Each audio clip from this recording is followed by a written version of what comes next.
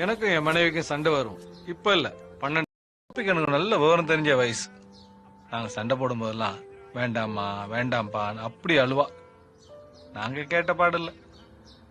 ஒரு கட்டத்துல நாங்க சண்டை போடும்போது யாருக்கிட்டையும் பேசாம கோச்சுக்கிட்டு சாப்பிடாம தன்னை வர்த்திக்க ஆரம்பிச்சா. தாளாமலே எங்களை அழ வச்சா. என்ன வழி?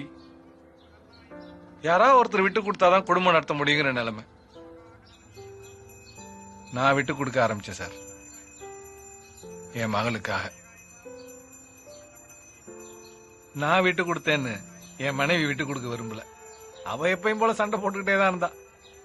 எல்லாத்தையும் ஜீரணிக்க பழகிட்டேன்.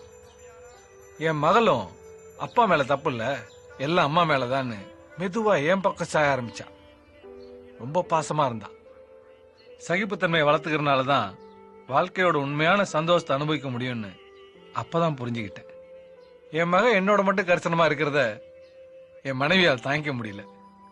கத்திக்கிட்டே இருந்தவ கொஞ்சம் கொஞ்சமா கத்துறதை விட்டுட்டா. பிடிவாதம், திமிரு, கர்வம்னு எதுக்கோ முக்கியத்துவம் கொடுக்குற நாம மனசுங்க உணர்வுல மதிக்கிறதே இல்லை சார். எல்லாரோட இத்தனோண்டு மனசுமே ஒரு சின்ன பாராட்டுக்கு தான் ஏங்கி கிடக்கு. இத செஞ்சாலே பாதி தப்பிச்சிடலாம். ஆனா நம்ம தான் உயிரோடு இருக்கவங்களை பாராட்ட மாட்டோமே. கடையில யாருன்னே தெரியாத ஒரு கஸ்டமர்கிட்ட பிடிச்சதோ பிடிக்கலையோ சிரிச்சு பேச வேண்டியதா இருக்கு. திட்டுனா கேட்டுக்க வேண்டியதா இருக்கு. ஏன் தொழில் ஓட்ட வேண்டியதா இருக்கு. அப்படி இருக்கும்போது வீட்டுல மனைவின்னு வந்தவர்கிட்ட கொஞ்சம் விட்டு கொடுத்து போறல என்ன தப்பு?